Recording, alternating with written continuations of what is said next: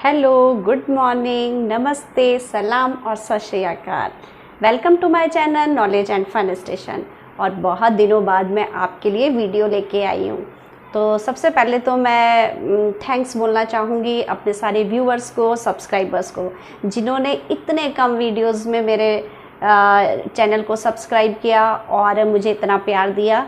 तो ये मेरी भी रिस्पॉन्सिबिलिटी बनती थी कि मैं जल्दी ही आपके लिए वीडियो लाऊं, लेकिन कुछ रीज़न्स थे, जैसे मैं टीचर हूँ तो कई बार बीच में वर्कलोड बहुत ज़्यादा आ जाता है, तो इस वजह से कोई वीडियो नहीं बना पाई। लेकिन अब मैं वीकली तो श्योर है 1 वीडियो आपके लिए ज़रूर लेके आऊँगी।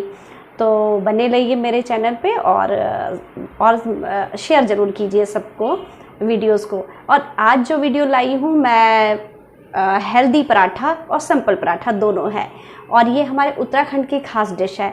आप किसी भी यूट्यूब चैनल में चले जाइए, आपको ये पराठा कहीं नहीं मिलेगा। तो ये जो पराठा मैं बनाने जा रही हूँ, एक तो याद रखिए कि वो हेल्दी क्यों है।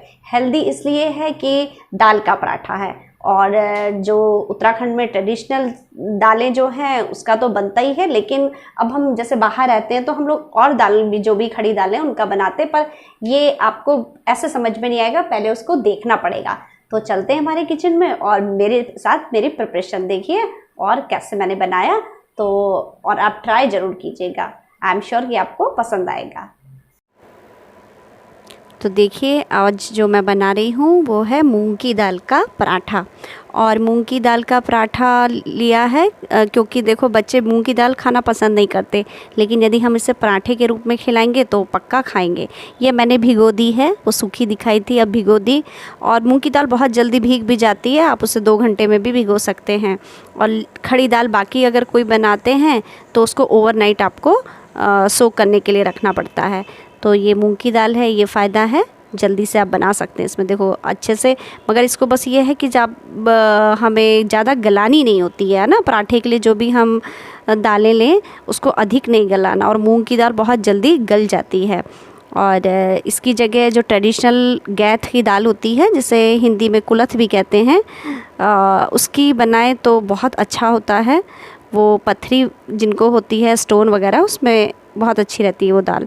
और ये देखिए, मैं इसे अब कुकर में 1 सीटी से पहले ही इसको बंद कर देना, पूरी सीटी नहीं आने देना, नहीं तो बहुत ज़्यादा गल जाएगी। और ये मैंने इसे 1 सीटी से पहले ही इसे उतार दूँगी। और ये ध्यान रखना है, हमें ज़्यादा गलानी नहीं है, अगर गल जाए तो फिर आप क्या करोगे वो भी मैं आपको बता दूँगी। और आप काले चने या काबली चने इनका बनाते हो तो वो प्रॉब्लम नहीं आती। अब ये देखो, हमारी उबली हुई दाल है, इसमें मैंने जो मिलाना है वो ध्यान से देख लीजिए। अदरक, लहसुन, हरी मिर्ची, ये मेन इंग्रेडिएंट है। आप जो लहसुन नहीं खाते हैं तो वो स्किप कर दें, लेकिन वैसे इसमें जो खड़ी दालें होती हैं उनमें एक अजीब थोड़ी अलग स्मेल होती है, तो उसको हमें रिमूव करने के लिए अदरक और लहसुन ज़रूर डालना चाहिए, कोई भी खड़ी दाल का आप बना रहे हैं तो ये दाल अगर ज़्यादा गल जाती है और मूंग की दाल थोड़ा टेस्टी नहीं लगती है, तो उसके लिए मैंने ये भी आप देख लो, जैसे हम कचौड़ी का तैयार करते हैं मसाला, इसमें तेल में हींग डाल दो थोड़ा सा, तो अच्छी खुशबू आती है। और आपने थोड़ा सा जीरा डाल दिया, और यहाँ पे राई भी डालना चाहो तो राई दाना डाल सकते हैं आप। और मैं जो है यहाँ का, हमारे यहाँ उत्तराखंड में जख्या होता है जो बहुत ही क्रंची होता है खाते टाइम, तो वो डाला गया है। तो हींग जीरे का तड़का लगाइए। और आपको ये ध्यान रखना है, इसमें अब जो हमारा मसाला हमने पीसा था, जो मैंने अभी आपको सल में रख के दिखाया था, वो डालना है। उससे पहले ये हल्दी, मिर्ची और नमक डाल।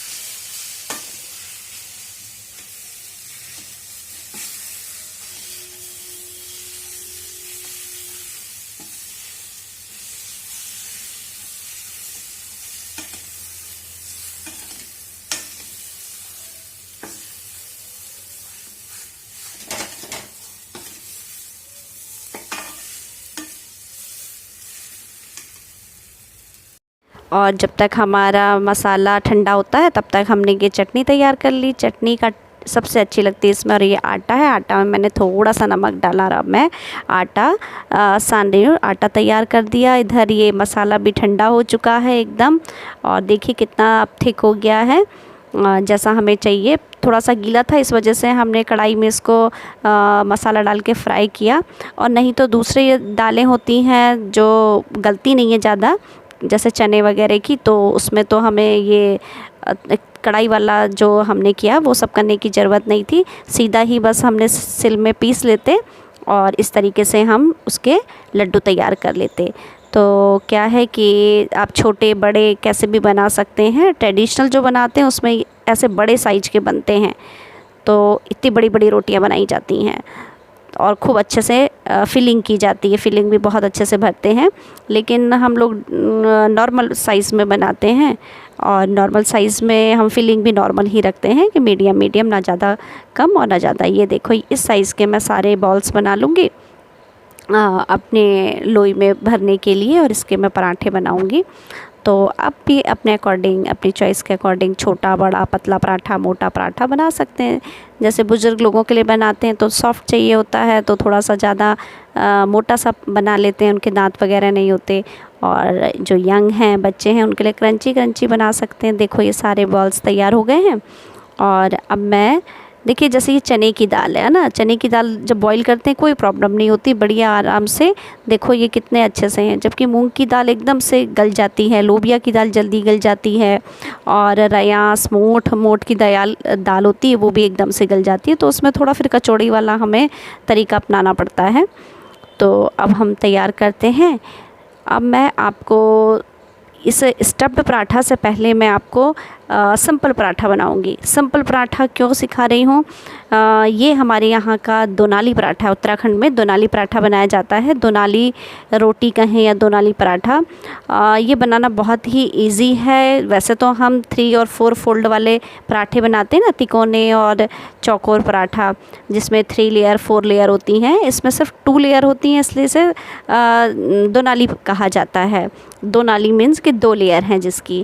और ये इतना जल्दी बनता है, जैसे जब कभी ज़्यादा लोग खाने के लिए बैठे हों और पराठे बनाने होते हैं तो हमें, क्योंकि फ़ोल्ड करना होता है तो टाइम लगता है पराठे बनाने में।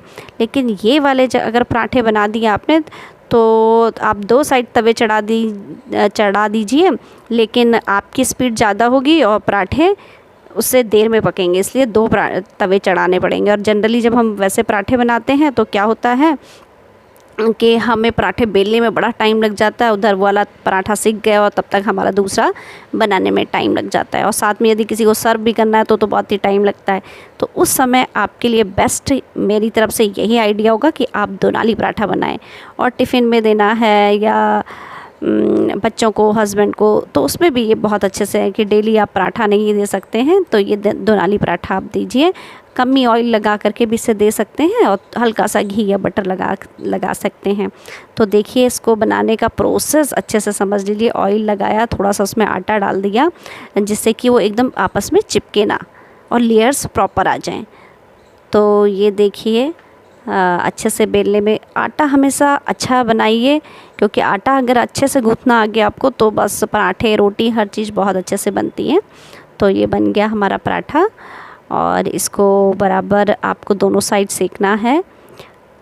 तो वैसे तो पराठा सेकना सभी को आता है, इसमें बताने वाली तो जैसी कोई बात है नहीं। बस मुझे तो दिखाना है कि ये देखिए मैंने पराठा सेक दिया, दोनाली पराठा।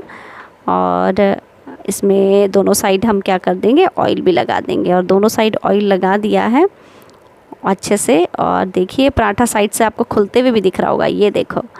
तो ये अभी से मतलब इसकी लेयर्स कितनी परफेक्ट बनी है। और ये तैयार है हमारा दोनाली पराठा। और आप देख सकते हैं, देखो मैंने पलटा और पलटते ही इसकी दोनों लेयर आ गई। ये देखिए कितनी इजीली इसकी लेयर बनी है। तो इसलिए ये वाला पराठा आप ज़रूर बनाइए, और बहुत इसको जब टिफ़िन में भी देंगे आप तो बहुत ही सॉफ्ट रहेगा। और देखिए कितना सिंपल सा और जल्दी बनने वाला पराठा है ये। आप ट्राई ज़रूर करिए तो आपको समझ में आ जाएगा। प्रोसेस ज़रूर आप ध्यान से देखिएगा कि कैसे बनाया जा रहा है, तो आप वैसे ही बनाइएगा, है ना। तो अब हमने दोनाली पराठा तो सीख ही लिया। अब स्टफ्ड मूंग दाल पराठा। तो ये बहुत ही पौष्टिक हेल्दी पराठा है। मूंग की दाल में तो सारे विटामिन्स होते हैं और इजी टू डाइजेस्ट भी होता है। बच्चे जो मूंग की दाल नहीं खाते हैं तो अगर आप ऐसे पराठा बना के देंगे तो उन्हें बहुत अच्छा लगेगा। एक्चुअली क्या होता है, मेरा बेटा भी मूंग की दाल नहीं खाता है और वैसे दालें ज़्यादा नहीं खाता, तो कुछ ना कुछ एक्सपेरिमेंट उसके लिए तो करने ही पड़ते हैं। लेकिन ये दाल का पराठा वो बहुत अच्छे से खाता है। समर में बटर से खा लीजिए, विंटर में घी से खा लीजिए, है ना। और जब मैं खुद अपने लिए बनाती हूँ तो मैं क्या करती हूँ, रोटी की ही तरह बनाती हूँ, खूब अच्छे से सेक लेती हूँ और फिर उसे घी से खाती हूँ। डबल ऑयल नहीं होता ना। और बच्चे वगैरह के तो मैं ऐसे, उनको तो ज़रूरत है, उनके लिए कोई ऐसा नहीं है। उनके लिए खूब अच्छे से ऑयल लगाइए, क्योंकि बढ़ते बच्चे हैं, उनको ज़्यादा न्यूट्रिशियस की ज़रूरत होती है। तो ऑयल भी लगाइए और बटर या घी भी उनको लगा के बाद में दीजिए। अब देखिए पराठा तैयार। और ये चटनी है, अचार है, घी है। लेकिन जब ट्रेडिशनल हम खाएंगे तो हम अचार को स्किप कर देंगे। अच्छा, ट्रेडिशनल में सिर्फ पराठा, चटनी और घी ही होता है। घी के बिना तो मतलब दाल का पराठा टेस्टी लगता ही नहीं है। तो आप घी ज़रूर यूज़ कीजिए। और विंटर में और रेनी सीज़न में तो इसे बहुत खाइए, क्योंकि ये हेल्दी भी है और डिलीशियस भी है। और जो भी दाल है आप इस तरीके से हर दाल के पराठे ज़रूर बनाइएगा। और ये कुलथ की दाल अगर आपको मिल जाती है तो इसके ज़रूर बनाइएगा, क्योंकि ये पथरी के पेशेंट के लिए भी बहुत अच्छी होती है और इसे खाने से पथरी नहीं होती है। और ये काले चने हैं, रिच ऑफ आयरन सोर्सेज, आपको पता ही है। दाल तो खैर सभी अच्छी होती हैं। तो आप बनाइए, खाइए, सबको खिलाइए। और